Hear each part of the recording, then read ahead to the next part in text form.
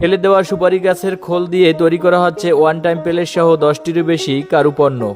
প্রথমে সুপারি গাছের বাগান থেকে বাছাই করে শুকনো খোল সংগ্রহ করতে হয়। ভোর হওয়ার সাথে সাথে সুপারির খোল সংগ্রহের জন্য একদল বাগানে ছুটে যান।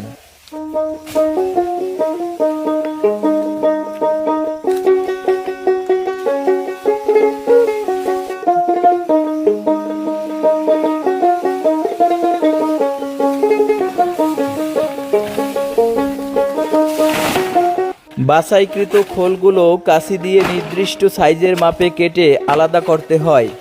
এরপর রোদে ভালো করে শুকিয়ে নিতে হবে যাতে কাঁচা বা ভেজা না থাকে।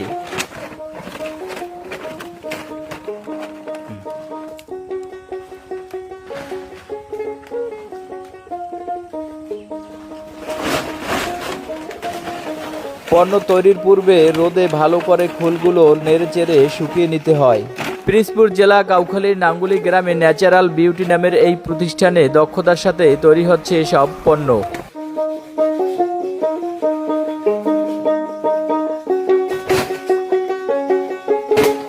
প্লেট ও কারুপণ্যগুলো তৈরির পূর্বে খোলগুলো ভালো করে পানিতে ধুয়ে পরিষ্কার করে নিতে হয়।